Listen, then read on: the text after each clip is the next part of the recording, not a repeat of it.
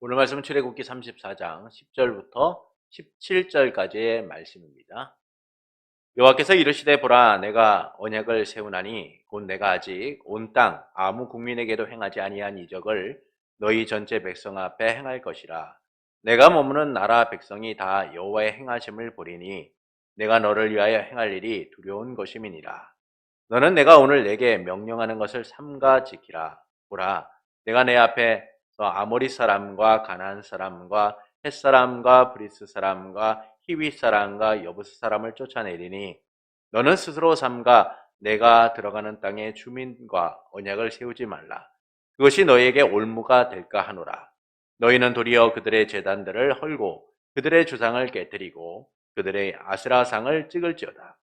너는 다른 신에게 절하지 말라. 여호와는 질투라. 이름하는 질투의 하나님이니라. 너는 삼가 그 땅의 주민과 언약을 세우지 말지니 이는 그들이 모든 신을 음란하게 섬기며 그들의 신들에게 제물을 드리고 너를 청하면 내가 그 제물을 먹을까 하며 또 내가 그들의 딸들을 내 아들들의 아내로 삼음으로 그들의 딸들이 그들의 신들을 음란하게 섬기며 내 아들에게 그들의 신들을 음란하게 섬기게 할까 함이니라. 너는 신상들을 부어 만들지 말지니라.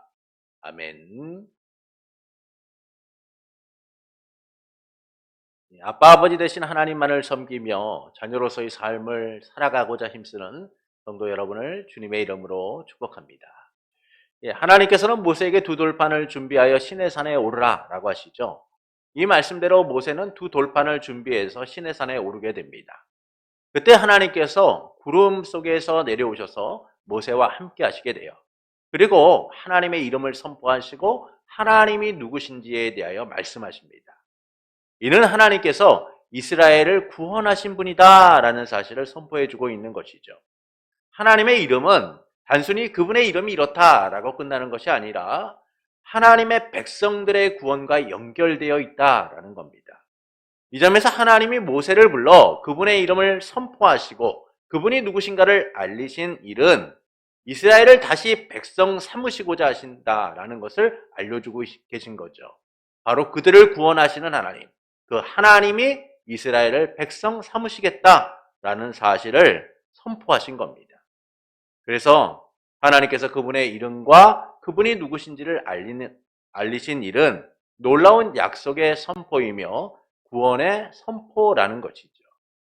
그리고 본문은 하나님께서 이스라엘과 다시 언약을 세우시는 내용을 담고 있습니다. 하나님께서는 언약을 세우실 것을 선포하시면서 이스라엘을 위하여 온 세상에 큰 일을 행하실 것이다 라고 하십니다. 근데 그 큰 일이 무엇이냐? 가나안 족속을 쫓아내시겠다라는 것이죠. 하나님이 그러시면서 말씀하시는 것은 언약 체결을 위하여 명령하고 계신 거예요. 그들과 언약을 맺지 말고 그들의 제단과 우상을 파괴하고 그들의 신에게 절하지 말아라. 만약 그들에게 언약하게 되면 그들을 우상 숭배에 참여하게 되고 우상의 제물을 먹게 될 것이고 가나안의 족속의 딸들을 아내로 맞아서 우상 숭배에 물들게 될 것이다 라고 하나님은 말씀하십니다. 그러시면서 마지막으로 신상을 부어 만들지 말라라고 하시죠. 이를 통하여 말씀하시는 바는 무엇일까요? 약속이란 것은 그에 따른 의무와 책임이 따르게 되어 있습니다. 내가 불리하다고 해서 문제가 있다라고 해서 약속을 어기는 일들은 있어서는 안 되는 거죠. 내가 좀 불리하고 때로는 문제가 있어도 약속이라는 것은 반드시 지켜져야 한다라는 겁니다. 여호수아는 멀리서 온 것처럼 그와 이스라엘 백성을 속인 기브온 주민들과 언약을 맺게 됩니다. 그들을 지켜줄 것에 대한 약속을 맺게 되죠. 그러나 약속을 한 지 3일째 되던 3일째 지나서 기브온 주민들이 멀리서 온 자들이 아니라 바로 그들의 주변에 있는 자들이다라는 사실을 여호수아와 백성들은 알게 됩니다. 그들은 살려두어서는 안 되는 자들이었던 거죠. 이와 같은 사기 계약을 여호수아와 이스라엘 백성이 맺게 된 거예요. 어쩔 수 없이 그들은 기브온 주민들을 보호해줘야 되는 책임을 떠안게 된 겁니다. 이후 기브온 주민들은 이제 예루살렘 왕 아도니 세덱의 연합군에 의하여 위기를 맞게 됩니다. 연합군은 이스라엘 백성과 화평조약을 맺은 이 기브온 주민들이 매우 못마땅했어요. 그래서 이들을 갖다가 다 죽이기 위하여 공격을 하게 됩니다. 이때 기브온 주민들은 이스라엘 백성에게 도움을 청하게 되죠. 어떻게 보면은 이 계약은 사기 계약이고 또한 안 지켜져도 무방한 계약처럼 보여요. 그러나 여호수아와 그의 백성들은 기브온 주민들을 위하여 싸우기 위하여 나아가게 됩니다. 이처럼 약속이라는 것은 내 상황과 환경에 의해 결정되는 게 아니에요. 약속을 맺는 순간 모든 이들은 그 약속에 대한 의무와 책임을 지게 되어 있다라는 겁니다. 이 점에서 하나님은 언약을 새롭게 하시면서 이스라엘 백성에게 요구하고 계시죠. 그분이 언약을 새롭게 하시면서 이스라엘 백성에게 그 언약을 지키는 것에 대하여 요구하시는 것은 너무나 당연해 보입니다.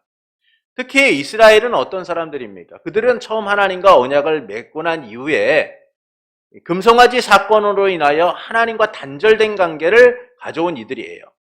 하나님을 잘 섬기고 하나님의 백성으로 살아야 되는데 그렇지 않고 자기를 위하여 금송아지를 만듦을 통하여 하나님과의 관계를 깨버린 자들입니다. 언약의 파기자이고 하나님과 단절된 자들이었죠. 또 용서받지 못할 자들인 거예요. 그런데 하나님께서 다시 은혜를 베푸셔서 그들을 언약의 백성, 하나님의 백성으로 삼고자 하신다라는 겁니다. 그래서 다시 언약을 세워 하나님의 나라 백성으로서 그들을 세우고자 하시는 거죠. 그래서 하나님은 다시 언약을 세우시면서 명령하고 계신 거예요. 가나안 족속과 언약을 맺지 말고 그들의 우상을 파괴하고 절하지 말아라. 그리고 신상을 부어 만들지 말라라고 하십니다. 이를 통하여 말씀하시는 바는 무엇일까요? 다시 하나님의 나라를 세우심을 보여주고 계신 거예요.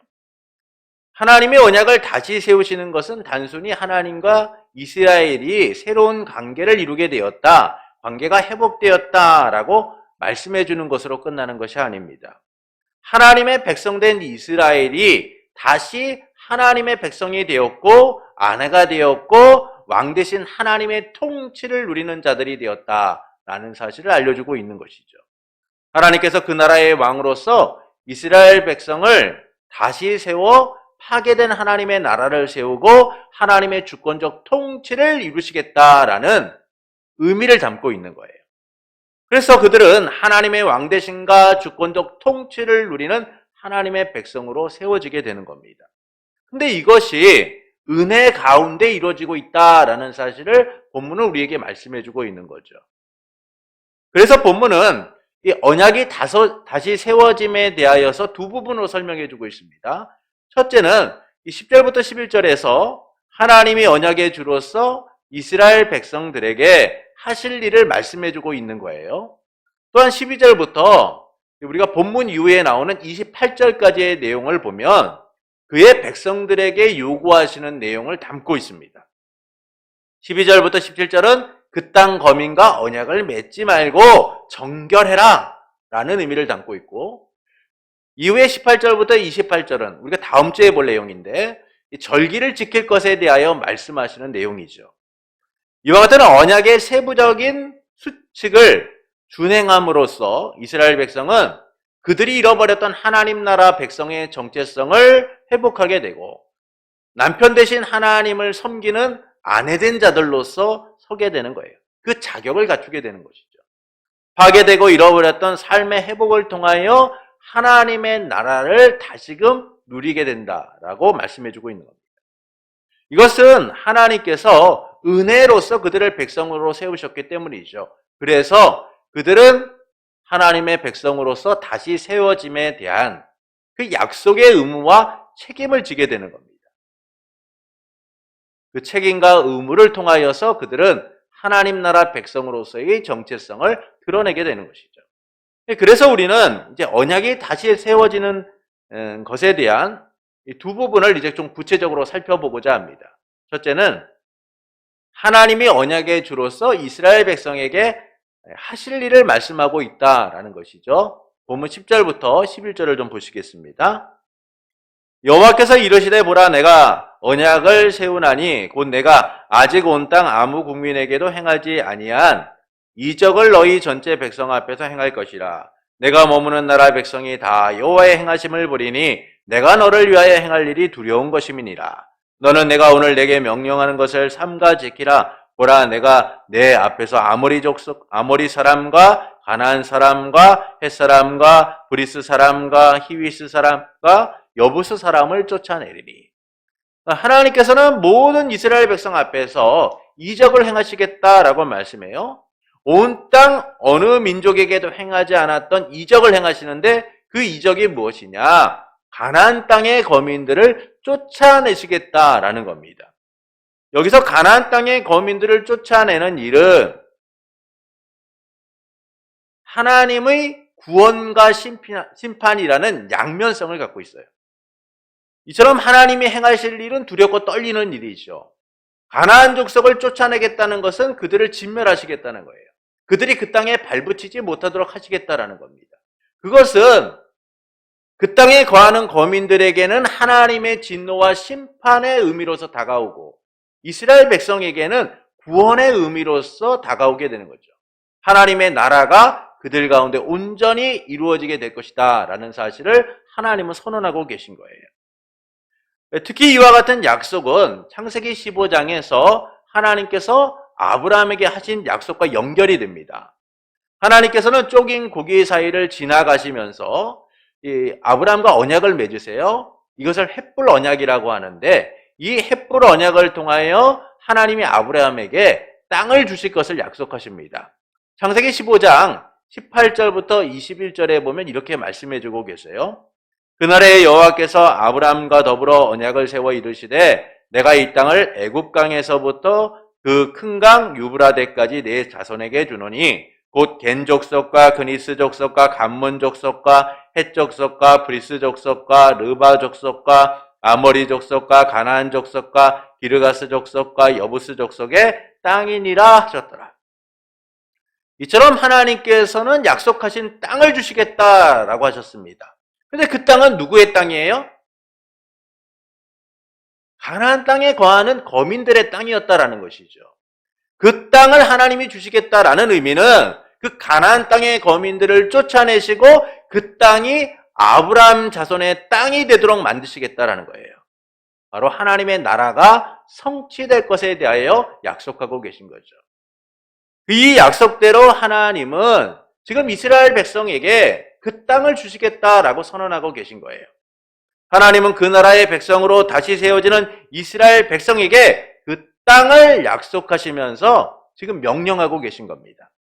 다시 언약 백성으로서의 의무와 책임을 지라라고 말씀하고 있는 것이죠.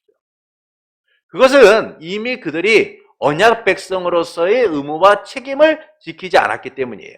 바로 금송아지 사건으로 하나님의 하나님 되심을 거부하고 자기들을 위한 우상을 만들었기 때문인 겁니다. 그래서 하나님께서는 다시 하나님의 나라를 세우시고 다시 이스라엘을 백성으로 삼으시면서 백성으로서의 의무와 책임을 요구하고 계신 거죠.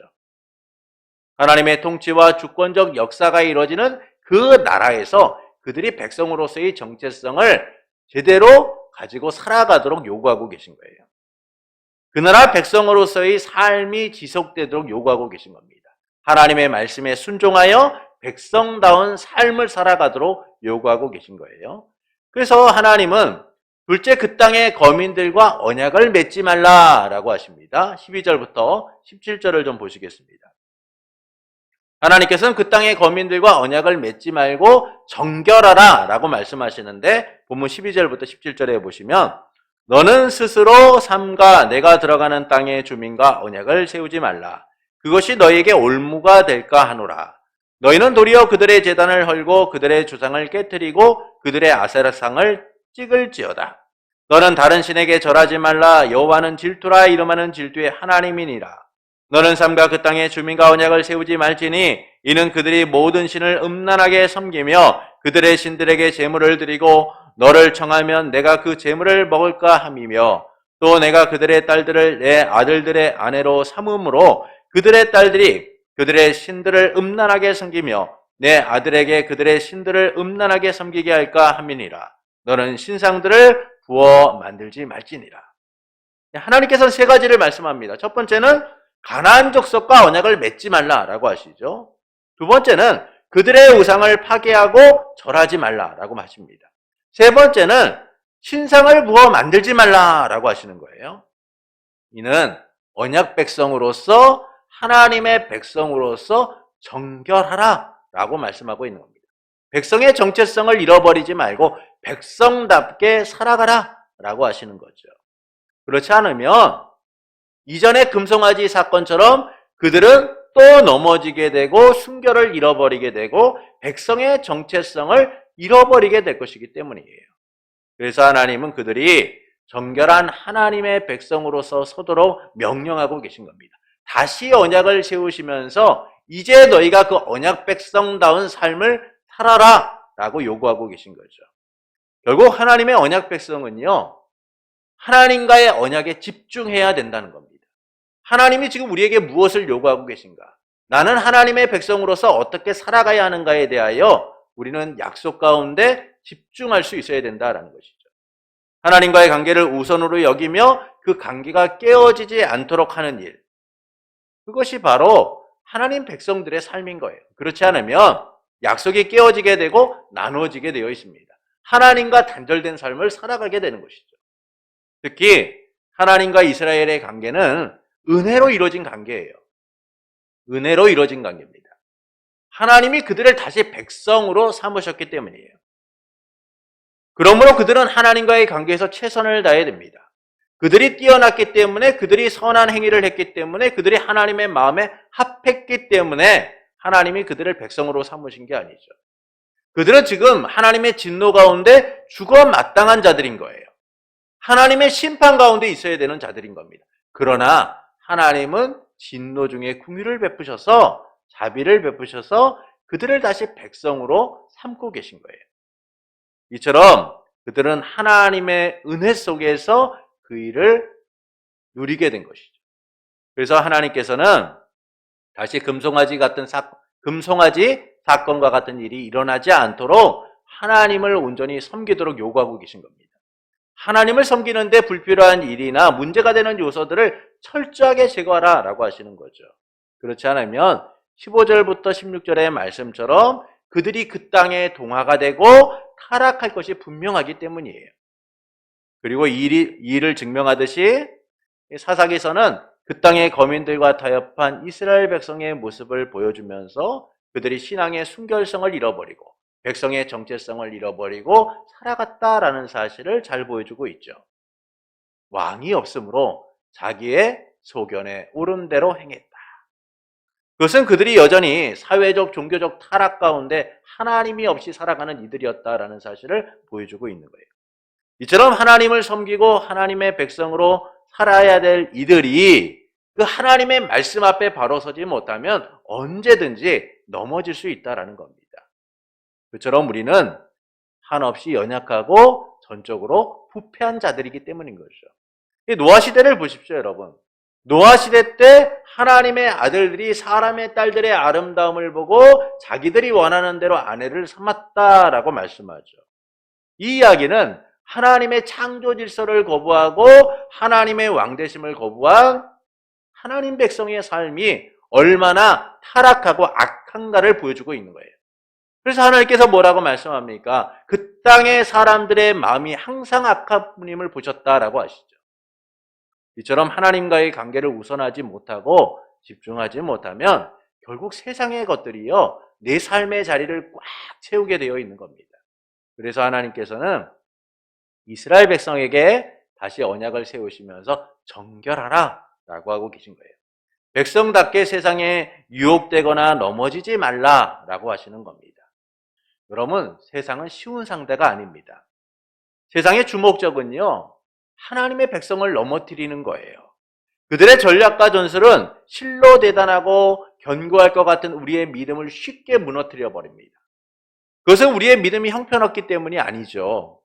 우리가 믿음의 능력을 제대로 사용하지 못하기 때문이에요. 우리가 갖고 있는 이 믿음의 힘이 얼마나 놀라운지를 제대로 보지 못하기 때문인 겁니다. 하나님과의 관계를 무엇보다 우선하지 않기 때문에 일어나는 일인 거죠. 그러다 보니까 하나님과의 언약 관계가 소홀하게 되고 세상의 것에 눈을 돌리는 일들이 일어나게 되는 거예요. 지혜의 왕으로서 에디오피아 여왕에게까지 소문났던 솔로몬. 이 솔로몬은 사실 세상에서 가장 축복받은 사람이다라고 말할 수 있어요. 정치적인 축복, 사회적인 축복, 경제적인 축복, 말할 수 없는 축복을 받았습니다. 하나님이 지혜뿐만 아니라 그에게 부와 영광을 부여하셨기 때문이죠. 근데 이 솔로몬이 좀 더 나라의 안정을 꾀하고 이스라엘을 더욱더 든든하게 세우기 위하여 정치적인 타협을 하게 됩니다. 그 타협이 뭡니까? 여러 주변에 있는 나라들과 정략 결혼을 맺게 되는 거죠. 자신의 지혜와 능력이라면 이 모든 것을 충분히 감당할 수 있을 것이다 라고 솔로몬은 생각했을 거예요. 사실 솔로몬의 지혜 정도라면은 누구에게 쉽게 흔들리지 않는 그런 사람 아니겠습니까? 솔로몬도 아마 그렇게 생각했을 거예요. 하나님이 주신 이 지혜로, 하나님이 주신 나의 능력으로, 하나님이 주신 나의 힘으로 나는 결코 흔들리지 않을 거야. 그러나 솔로몬은 이 정략 결혼의 희생양이 되죠. 그는 타락하게 되고 넘어지게 되고 결국 그로 인하여 이스라엘이 둘로 나눠지는 안타까운 현실을 맞이하게 됩니다. 하나님을 우선하지 않고 언약 백성의 삶을 살고자 힘쓰지 않으면 이와 같은 결과들이 나타나게 되어 있어요. 신앙적 타협을 하게 되는 순간 신앙의 순결성을 잃어버리게 되어 있는 겁니다. 오히려 그로 인해 전체가 오염되고 더럽혀지는 죄로 가득하게 되는 안타까운 현실을 맞이하게 되는 것이죠. 이처럼 하나님 백성으로서의 삶을 우선하지 않으면 넘어지게 되어 있습니다. 결혼관계에 있어서도요, 남편 되고 아내 된 이들이 서로에 대한 의무와 책임을 다하지 않는다고 여러분 생각해 보십시오. 이를 소홀히 하거나 어떤 노력도 하지 않는다면 이 관계가 지속이 되겠습니까? 깨어지게 되어 있죠. 하물며 하나님의 언약 백성으로서 이를 소홀히 여기는 일은 얼마나 큰 문제를 일으키겠습니까? 그래서 우리는 하나님 백성다운 삶을 살아가야 되는 거예요. 하나님이 또한 우리에게 이 일을 요구하시기 때문이죠. 특히 하나님께서는 이 일의 엄중함을 지적하시면서 나는 질투하는 하나님이다 라고 하세요. 여러분, 질투라는 것은요, 그냥 우리 안에 맹목적으로 나타나는 그런 감정이 아니에요. 질투는 사랑을 기반으로 나타나는 감정입니다. 사랑하지 않으면요, 질투가 안 일어나요. 사랑하지 않으면 누군가에 대하여 질투하는 마음이 생기지 않습니다. 사랑이 전제될 때에 질투라는 감정이 일어나게 되는 거죠. 이 점에서 하나님이 스스로를 질투하는 하나님이다 라고 말씀하시는 것은 이스라엘 백성을 향한 사랑이 얼마나 크고 놀라운가를 말씀해주고 있는 거예요. 그리고 남편으로서 아내된 이스라엘의 관계를 하나님이 지속하기를 원하신다라는 뜻을 담고 있는 겁니다. 그렇게 하나님은 이스라엘이 그분을 떠나고 배반하지 않도록, 영적 간음하지 않도록 하나님의 말씀 앞에 서서 정결하라 라고 요구하고 계신 거예요. 남편의 외도나 아내의 외도를 보며 아무런 감정을 느끼지 못하거나 분노하지 않는 사람은 없을 겁니다. 내 남편의 외도나 아내의 외도를 보는 순간 말할 수 없는 분노와 화가 일어날 거예요. 대부분은 분노의 감정을 억제하지 못할 겁니다. 이 점에서 하나님이 질투하시는 분이다라는 것은 그분이 이스라엘을 얼마나 사랑하시는 분인가라는 사실을 알려주면서 하나님이 영적 외도와 간음으로 빠진 이들에 대하여 결코 좌시하지 않으시겠다, 가만 계시지 않겠다라는 사실을 말씀해주고 있는 거예요. 그래서 하나님의 백성된 이들, 하나님의 아내된 이들은 순결하게 서나가야 된다라는 사실을 말씀해주고 있는 것이죠. 이처럼 본문은 하나님께서 다시 하나님의 나라를 세우심을 보여주고 계신 거예요. 그들의 왕과 남편이 되셔서 하나님의 나라를 이루고자 하신다라는 겁니다. 이 때문에 하나님은 은혜를 베풀어 이스라엘을 다시 언약으로 초대하시고 언약 백성으로 살아가도록 만드시고 계신 거죠. 하나님의 나라가 하나님에 의하여 다시 세워짐을 선언하고 계신 겁니다. 그리고 그들에게 백성다운 삶을 요구하고 계신 거예요. 정결한 그분의 백성으로서, 아내로서 하나님을 섬기다라고 명령하고 계신 겁니다. 그리고 하나님께서는 예수 그리스도 안에서 이 하나님의 나라를 우리 가운데 세우셨죠. 하나님의 나라는 하나님의 나라와 왕으로 오신 예수님의 죽으심과 부활을 통해 우리 안에 하나님의 나라가 이루어지게 된 거예요. 하나님의 나라 백성으로 우리가 살아가게 된 겁니다. 이 은혜 아래 우리는 성전이 되고 교회가 되었어요. 그리스도의 정결한 신부로서 주님이 다시 오실 그날을 예비하고 준비하는 자들이 된 겁니다. 주님의 다시 오실 그날을 기대하며 살아가는 하나님의 백성된 삶을 살아가게 된 것이죠. 이처럼 하나님은 하나님의 나라를 은혜로서 세우셨다라는 거예요. 여기에는 인간의 어떤 의도나 노력이나 공로가 존재하지 않아요. 오직 하나님의 은혜로서 우리를 백성 삼으셨고 그 나라를 우리에게 임하게 하셨다라는 겁니다. 그래서 이스라엘과 우리를 백성 삼으신 그 하나님께서는 우리가 그 백성의 삶을 온전히 살아가기를 원하고 계신 거죠. 이를 통해 하나님께서는 우리가 어떻게 살아가기를 원하실까요? 언약의 충실한 이행자가 되기를 원하세요. 언약의 충실한 이행자가 되기를 원하십니다. 언약 백성다운 삶을 살아가기를 원하시고 계신 거죠. 하나님께서는 은혜로 우리를 예수 그리스도 안에서 하나님의 나라 백성, 언약 백성으로 삼으셨습니다. 그래서 하나님은 우리가 언약 백성으로 살아가기를 원하세요. 내가 거룩하니 너희도 거룩하라. 성전된 우리, 교회된 우리가 정결하기를 원하고 계신 겁니다. 하나님이 거룩하신 것처럼 정결하고 거룩한 하나님 나라 백성으로서 살아가기를 원하고 계신 거죠. 세상의 문화와 흐름을 따라가지 않고 하나님의 뜻을 따라 살아가기를 원하고 계신 거예요. 세상에 유혹당하지 않고 하나님 나라 백성의 정체성을 드러내기를 원하고 계신 겁니다. 세상과 구별된 삶을 살아가기를 원하시는 거예요. 그것이 바로 하나님을 기쁘게 하는 삶이고 하나님 나라 백성의 삶인 거죠. 이에 대하여 사도 바울은 데살로니가전서 4장 1절부터 8절에서 다음과 같이 말씀합니다. 데살로니가전서 4장 1절부터 8절입니다. 이해를 돕기 위해서 쉬운 성경으로 제가 좀 읽어드리겠습니다. 형제 여러분, 이제 나는 여러분에게 몇 마디 더 부탁하려고 합니다. 우리는 여러분에게 하나님을 기쁘시게 하며 살아가도록 가르쳤습니다. 여러분이 우리에게 배운 대로 살고 있다는 것을 알지만 주 예수 안에서 다시 한번 부탁드립니다. 앞으로도 더욱 열심히 그렇게 살아가십시오. 여러분은 우리가 주 예수의 이름으로 명령한 것을 잘 알고 있을 것입니다. 하나님께서는 여러분이 성적인 모든 죄를 피하고 거룩하고 순결하게 살기를 원하십니다. 거룩하고 순결하게 살기를 원하십니다. 자기의 아내를 거룩하고 존귀한 마음으로 사랑하십시오. 육체의 정욕을 따라 여러분의 몸을 사용하지 마십시오. 그것은 하나님을 모르는 사람들이나 짓는 죄입니다. 이런 죄를 지어서 여러분의 형제를 속이거나 그에게 해를 입히지 않도록 해주십시오. 우리 주님은 그런 사람을 반드시 벌하십니다. 이 부분에 대해서는 예전에도 여러분에게 경고하였습니다.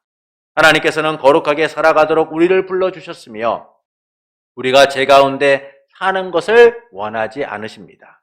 그러므로 이 가르침에 따라 살기를 거부하는 것은 사람의 명령을 거스르는 것이 아니라 우리에게 성령을 주신 하나님의 명령을 거스르는 것입니다.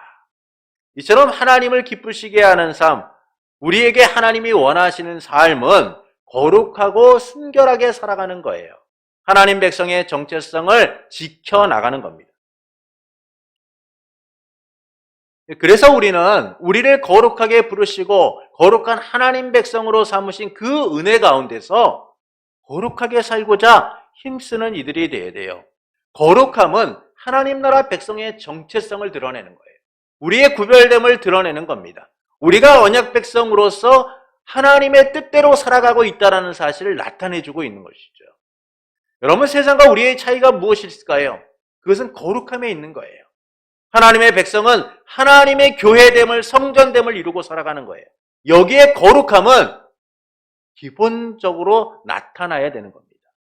그런데 이 일이 참 잘 안 됩니다. 하나님 나라 백성으로 살고자 하지만 여전히 세상이 우리 가운데, 우리의 마음 가운데 있기 때문이에요. 세상이 우리의 마음을 빼앗기 때문입니다. 세상이 우리의 마음을 차지하고 있기 때문인 거죠. 세상이 좋아 보이고 세상을 따라가는 것이 정답처럼 보여요. 그것은 자기를 위해 살고자 하기 때문이에요. 자기를 위해 살고자 하기 때문입니다. 하나를 얻기 위해서는요, 하나를 포기해야 되는 거예요. 여러분, 포기하지 않고 얻을 수 있는 것이 있습니까? 없어요. 성공을 위해서는 노는 것을 포기해야 돼요. 놀기 위해서는 내가 해야 될 일들을 포기해야 돼요. 여러분, 무언가를 얻기 위해서는 반드시 포기해가 따라야 됩니다. 그런데 우리는 어떻습니까? 하나님의 백성으로 살려고 하면서 여전히 우리는 포기하지 않은 채 살아요. 누구를 위해서요? 자기를 위해서. 자기를 위해서 포기하려고 하지 않아요. 끝까지 움켜쥔 채 살아가려고 합니다. 그러다 보니까 언약 백성으로서의 충실한 이행자, 언약 백성다운 삶을 살아가지 못하게 되는 거죠. 예수님께서는 누구든지 나를 따라오려거든 자기를 부인하고 자기의 십자가를 지고 따라가라 라고 말씀하셨어요. 포기의 삶이 있어야 된다라고 말씀하시죠. 이처럼 언약 백성의 삶을 사는 일, 하나님 나라 백성으로 사는 일은 나를 포기해야 돼요. 내 마음을 포기해야 됩니다. 나를 위한 삶을 포기해야 되는 거예요. 나를 위하고 원하는 것을 붙잡으려고 해서는 안 됩니다. 오직 하나님을 위하여 하나님의 뜻에 따라 살아가고자 하는 거죠. 왜 하나님의 사람들이 성경에 보면 넘어지고 무너졌나요? 그것은 결국 자기를 위해 살아가려고 했기 때문입니다. 언약 백성으로 하나님의 말씀을 따르고 그에 따른 의무와 책임을 지기보다는 자기를 위하여 금송아지를 만들고 자기를 위하여 세상을 따라가고 자기를 위하여 좋아하는 것들을 쫓아가기 때문인 거죠.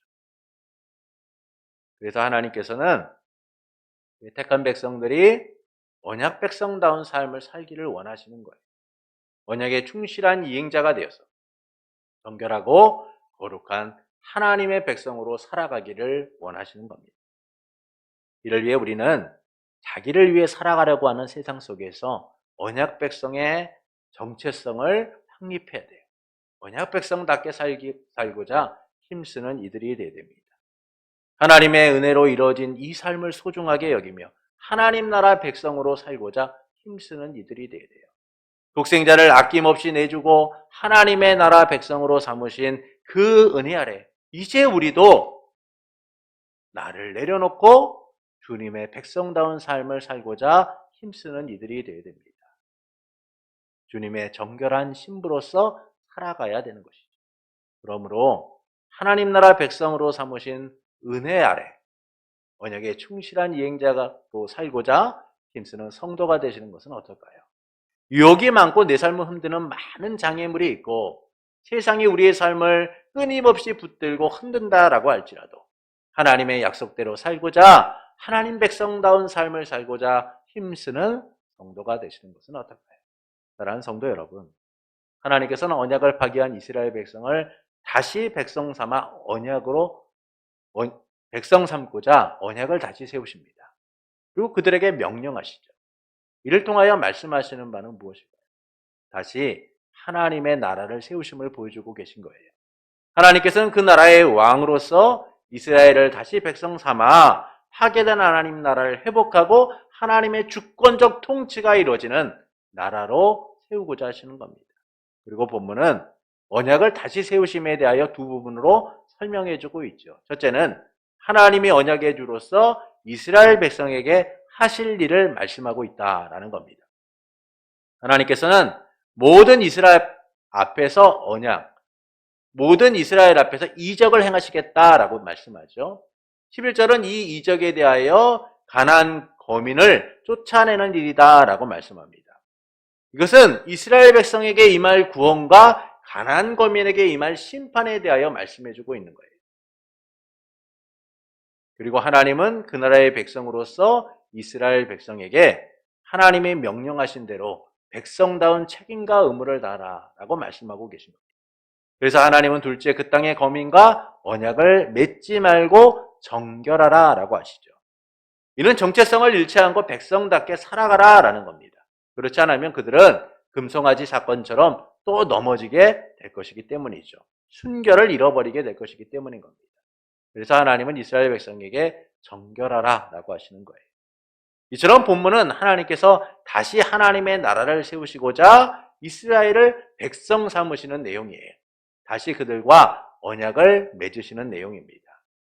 그리고 하나님께서는 예수 그리스도 안에서 그 나라를 우리 가운데 세우셨죠. 이를 위해 예수님이 참 인간이 되셔서 우리를 위해 십자가에 죽고 부활하심을 통하여 하나님의 나라가 우리 안에 거하게 하셨어요. 여기도 저기도 아닌 우리 안에 하나님의 나라가 거하도록 만드신 겁니다. 그래서 그 나라는 먹고 마시는 나라가 아니라 의와 평강과 희락이 있는 그런 나라가 되도록 우리 가운데 은혜를 베푸신 거죠. 하나님의 나라 백성으로 살아가게 하신 거예요. 이를 통하여 하나님께서는 우리가 어떻게 살아가기를 원하실까요? 언약에 충실한 이행자, 언약 백성다운 삶을 살기를 원하십니다. 그런데 이런 일들이 잘 안 됩니다. 여전히 우리는 세상을 바라보며 세상을 인생의 정답처럼 여기며 살아갈 때가 많기 때문입니다. 그것은 여전히 자기를 위한 삶을 내려놓지 못하고 있기 때문인 것이죠. 이스라엘이 넘어지고 하나님의 사람들이 넘어진 것은 결국 자기를 위한 삶을 살려고 했기 때문이에요. 이처럼 자기를 위한 삶을 살고자 할 때 우리는 하나님의 약속보다 내가 원하는 길, 내가 바라는 것들을 쫓아 살아가게 되는 겁니다. 언약 백성으로 살기보다는 자기를 위한 반복적인 선택을 통하여서 하나님과 단절된 삶, 하나님과 멀어진 삶을 살아가게 되는 것이죠. 결국엔 그 삶을 통하여 우리는 언약 백성의 정체성을 잃어버리게 되는 거예요. 하나님의 구별된 백성으로서의 거룩함을 상실하게 되는 겁니다. 오늘 이 땅에 많은 그리스도인들을 보십시오. 그들과 세상의 차이점이 보이십니까? 그들에게서 하나님의 백성다운 모습을 여러분 보고 계신가요? 안타깝게도 그런 모습들이 잘 보이지 않습니다. 누가 하나님의 사람인지, 누가 하나님께 버림받은 자인지 잘 구별이 되지 않아요. 그것은 여전히 하나님의 구원하신 은혜를 통하여 백성이 되었음에도 불구하고 여전히 우리가 자기를 위한 삶을 포기하지 않고 살아가고 있기 때문인 겁니다. 그러므로 하나님 나라 백성 삼으신 은혜 아래 언약에 충실한 이행자가 되고자 힘쓰는 성도 여러분이 되신 것은 어떨까요? 유혹이 많고 내 삶을 흔드는 많은 장애물이 있어도 내가 바라보고 있는 많은 세상의 것들이 눈앞에 아른거리고 선하게 보여요. 오직 하나님의 언약 백성으로서의 정체성을 이루기 위해 힘쓰는 성도가 되시는 것은 어떨까요? 그때 우리는 언약에 충실한 이행자로서 살아가고 있음을 발견하게 될 겁니다. 하나님께서 우리를 붙드시고 우리를 인도하시는 그 은혜들을 누리게 될 거예요. 왕이신 하나님의 통치 아래 하나님 나라 백성으로서의 구별됨과 자부심으로 가득하게 될 겁니다. 하나님이 우리의 삶 가운데 참된 평안과 기쁨과 안식을 통하여 백성다운 삶이 주는 은혜들을 누리게 하실 것이기 때문이죠.